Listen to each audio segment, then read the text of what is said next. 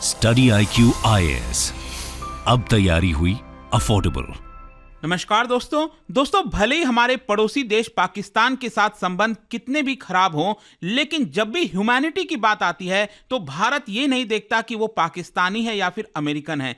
जिसकी भी मदद कर सकते हैं हम वो करने की कोशिश करते हैं। और यहां पर यही हुआ है, बड़ी खबर आई है कि इंडियन नेवी ने 19 पाकिस्तानीज को सक्सेसफुली रेस्क्यू ऑपरेशन के तहत सेव किया है। ये आप देख सकते हो, anti piracy operation, Indian navy rescues 19 Pakistani nationals from Somali pirates. तो इसके बारे में आज हम डिटेल से चर्चा करेंगे। एग्जैक्टली एक तो ये देखेंगे कि क्या हो रहा है, यहां पर कैसे सेव किया गया पाकिस्तानीज को। और मैं आपको बता दूं, पिछले 36 घंटे के अंदर अंदर 2 बड़े ऑपरेशंस इंडियन नेवी ने कंडक्ट किए हैं, 2 शिप्स को रेस्क्यू किया है। तो यहां पर हम समझेंगे कि एग्जैक्टली हो क्या रहा है, क्योंकि एक तो आप सुन रहे होंगे लगातार यहां पर कि यमन में जो हौतीज हैं उनके द्वारा ड्रोन अटैक और बाकी की चीजें की जा रही थी, लेकिन अब इसके साथ साथ जो सोमालियन पायरेट्स हैं उनका भी गतिविधि बहुत बढ़ गया है रिसेंट टाइम्स में। तो जानेंगे क्यों हो रहा है ये सारी चीजें। चलिए आगे बढ़ते हैं, लेकिन उससे पहले ध्यान रखिएगा दोस्तों, आज से हमारा फाउंडेशन बैच यूपीएससी का स्टार्ट हो रहा है। मतलब एक ऐसा बैच जिसके अंदर आपको प्रीलिम्स, मेंस, इंटरव्यू सब कुछ की तैयारी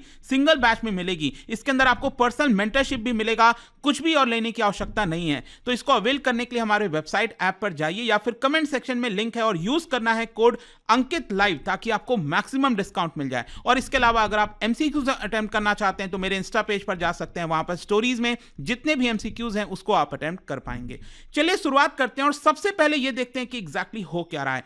देखिए, इंडियन नेवी की तरफ से ऑफिशियल स्टेटमेंट आया है कि हमारी जो वॉरशिप है INS सुमित्रा, ये आप देख सकते हो INS सुमित्रा जो है, उन्होंने एक रेस्क्यू ऑपरेशन किया है off the coast of Somali. देखिए, अगर आप ये अफ्रीका का मैप देखोगे यहां पर, और आपको पता ही है कि रेड सी में काफी ज्यादा खतरा बढ़ गया था, और यहां पर जो अरेबियन सी का ये वाला पूरा इलाका है, कई सारे शिप्स के ऊपर अटैक किए गए हैं। लेकिन यहां पर अफ्रीका, स्पेशली आपने हॉर्न ऑफ अफ्रीका के बारे में सुना होगा, तो ये जो एक देश आता है ईस्टर्न कोस्ट पर, यह है आपका सोमालिया। ठीक है, बहुत गरीब देश है। मतलब कि अगर आप उसकी इकोनॉमी की हालत तो छोड़ ही दीजिए, वहां पर एक सेंट्रल बैंक भी नहीं है। मतलब बहुत ज्यादा स्थिति वहां पर खराब है, और इसीलिए वहां के लोगों को जो है, कई सारे जो मछुआरे हैं उनको पायरेसी की तरफ जाना पड़ा। वो मैं आगे आपसे डिटेल में डिस्कस करूंगा। लेकिन इसी सोमालियन कोस्ट के पास जो है, बताया जा रहा है कि जो पाकिस्तानी फिशिंग वेसल था, ठीक है, जो कि मछुआरे आप कह सकते हो, उनको यहां पर सोमालियन पायरेट्स ने पकड़ लिया था, उनके शिप पर चले गए थे।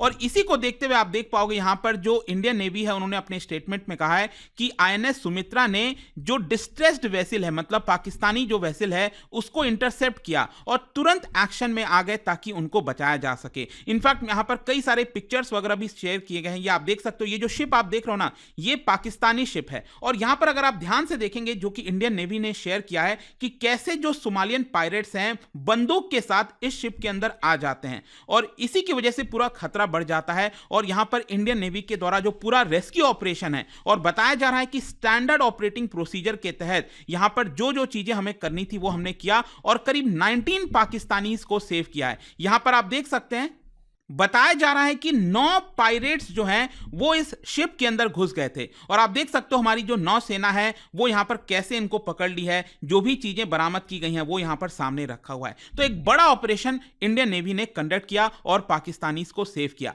वैसे मैं आपको बता दूं, पिछले 36 घंटे के अंदर अंदर जो INS सुमित्रा, जो मैंने अभी आपको वॉरशिप दिखाया INS सुमित्रा, इसने एक और ऑपरेशन कंडक्ट किया था। उसमें बताया जा रहा है कि ईरानियन बेस्ड जो फिशिंग वेसल है वो भी हाईजैक कर लिया गया था पायरेट्स के द्वारा, और उसके अंदर करीब 17 क्रू मेंबर्स थे, उसको भी हमने बचाया। अगेन इसका भी पिक्चर्स आप देख सकते हैं, जो नेवी है उन्होंने रिलीज किया है। और यहां पर यही बोला जा रहा है कि mission deployed Indian naval ships on anti-piracy and maritime security operations in the Indian Ocean region symbolize India's Navy's resolve towards safety of all vessels। मतलब कि जो भी उस एरिया में वेसल्स जा रहे हैं उनके फ्रीडम को मद्देनजर रखते हुए यहाँ पर जो भी हमें ऑपरेशंस कंडक्ट करना है वो हम यहाँ पर करते जा रहे हैं। साथ ही साथ मैं आपको बता दूं, ये तो अभी हमने 2 ऑपरेशंस की बात की, इसके पहले भी आप देखोगे INS विशाखापट्टनम, उसने भी यहाँ पर एक इसी तरह का ऑपरेशन 17 जनवरी की रात को और 18 जनवरी की सुबह ये भी कंडक्ट किया था और वहां पर भी कई सारे जो क्रू मेंबर्स हैं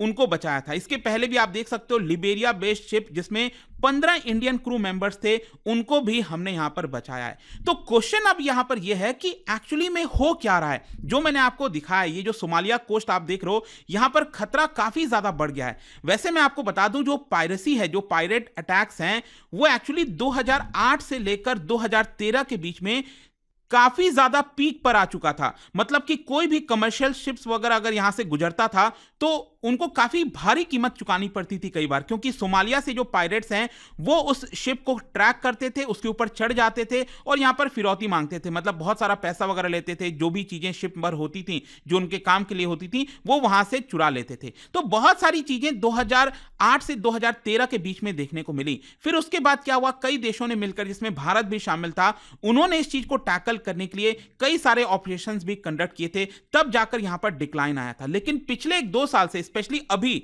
जो आप देख रहे हो, जो भी इस समय युद्ध वगैरह चल रहा है मिडिल ईस्ट में, इसके दौरान यहां पर जो सोमालियन पायरेट्स हैं वो अभी फिर से बहुत ज्यादा जो है आपका एग्रेसिव हो गए हैं, अटैक करने लग गए हैं। अब देखिए प्रॉब्लम क्या आती है ना, जैसे भारत का तो ज्यादातर ट्रेड अगर आप देखोगे वेस्टर्न साइड में, तो वो आपका इसी रूट के माध्यम से होता है। अब डेली बेसिस पर इसी तरह से अटैक होने लग जाएगा तो ये हमारे एक्सपोर्ट्स के लिए खतरा है, भारत की इकोनॉमी के लिए खतरा है। तो हमें उसको उस चीज से बचाना है। और क्या होता है कि ये जो शिप्स हैं उनका इंश्योरेंस भी होता है, ठीक है। अगर कोई गुड्स जा रहा है वहां पर, तो जो गुड्स की वैल्यू है उसके हिसाब से इंश्योरेंस भी होता है। तो अगर कोई भी शिप इस रूट से जाएगा तो उसका इंश्योरेंस का कॉस्ट भी बढ़ जाता है। तो बहुत सारी यहां पर प्रॉब्लम्स देखने को मिलती हैं। तो क्वेश्चन अब यहां पर यह है कि आखिरकार इसका रूट कॉज क्या है। सोमालिया में ये जो हम देखने को मिलता है कि यहां पर पायरेट्स अटैक करते हैं, इसका मेन कारण क्या है। देखो मैं आपको थोड़ा सा वहां की हिस्ट्री को बताता हूं। बेसिकली अगर आप सोमालिया देखोगे तो वो सुन्नी मुस्लिम मेजॉरिटी कंट्री देखने को मिलेगा। वहां पर काफी ज्यादा गरीबी है, भुखमरी है, जिसकी वजह से बहुत से ऐसे लोग हैं जो कि वो पलायन कर गए थे, सोमालिया से बाहर चले गए थे ताकि वो बेहतर जीवन जी सकें। लेकिन ऑब्वियस सी बात है, बहुत सारे लोग वहां पर थे, कई सारे फार्मर्स थे, लेकिन नेचुरल डिजास्टर्स वगैरह आने की वजह से जो फार्मर्स हैं उनकी भी हालत बहुत ज्यादा खराब है।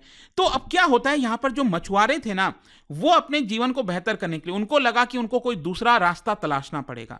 तो ये जो मछुआरे थे उन्होंने क्या किया, पायरेसी करना स्टार्ट कर दिया धीरे धीरे करके। 1990s के बाद से अगर आप देखोगे तो वहां पर पायरेसी वगैरह जैसी चीजें धीरे धीरे चलने लग गई। इनफैक्ट मैं अगर आपको बताऊं तो यहां पर जो अनएम्प्लॉयड यूथ थे सोमालिया के अंदर, उनको भी अपने साथ ये लोग शामिल करने लग गए थे और इसी की वजह से उस समय से बेसिकली जो पायरेसी है उसकी शुरुआत हो जाती है यहां पर। तो ये एक मेन कारण है पीछे का। फिर इसके बाद क्या होता है कि जब ये पायरेसी स्टार्ट होती है तो इनका जो स्केल है वो भी धीरे धीरे बढ़ता जाता है। पहले इन्होंने छोटे लेवल पर स्टार्ट किया, फिर धीरे धीरे इनके पास जैसे जैसे पैसा आया इन्होंने टेक्नोलॉजी का भी इस्तेमाल करने लग गए। मतलब कि जो शिप्स यहां से गुजरती थी उनको कैसे ट्रैक किया जाए, किसके ऊपर अटैक किया जाए, वो सारी चीजें भी ये जो सोमालियन पायरेट्स हैं वो उन्होंने स्टार्ट कर दिया था। इनफैक्ट नौबत तो ये भी आ गई थी कि यहां पर जो शिपिंग कंपनीज हैं उनको एग्रीमेंट साइन करना पड़ता था इन पायरेट्स के साथ। क्यों? क्योंकि अगर उनका कोई भी शिप वहां से गुजर रहा है रेगुलर बेसिस पर, तो वो यहां पर पहले से एग्रीमेंट कर लेते थे कि हम आपको महीने में इतना रुपए दिया करेंगे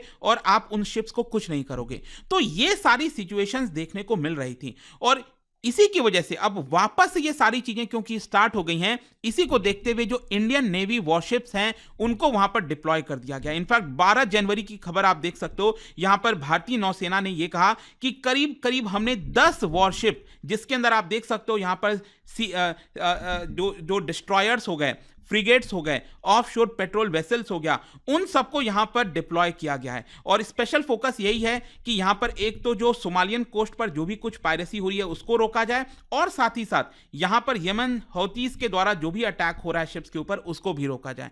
तो ये सारी चीजें आई होप कि आपको अच्छे से समझ में आ गई होंगी कि एग्जैक्टली वहां पर हो क्या रहा है और क्यों क्यों बार बार जो शिप्स के ऊपर अटैक है वो देखने को मिल रहा है। और जाने से पहले एक इंटरेस्टिंग क्वेश्चन क्या बता सकते हो, क्योंकि हम अफ्रीका की बात कर रहे थे, इनमें से कौन सा देश लैंडलॉक्ड नहीं है, ये आपको बताना है। इसका राइट आंसर आप सबको पता है, मेरे इंस्टाग्राम पर तो मिलेगा ही, वहां पर अगर आप नहीं हो कोई बात नहीं, टेलीग्राम से ले सकते हैं इसका सही उत्तर। मैं कई सारे जो एमसीक्यूज हैं वो यहां पर स्टोरीज में डालता रहता हूं। अगर आपको पीडीएफ चाहिए तो टेलीग्राम पर आइए, अलग अलग सोशल मीडिया पर आप जुड़ पाओगे। और जैसा मैंने आपको बताया, अगर आप यूपीएससी की तैयारी कर रहे हैं, कोई भी बैच चाहते हैं, you can just use this code Ankit live ताकि आपको मैक्सिमम डिस्काउंट मिल जाए। आई होप कि वीडियो आपको पसंद आया होगा। मिलता हूं आपसे next time. Till then thank you very much, see you soon.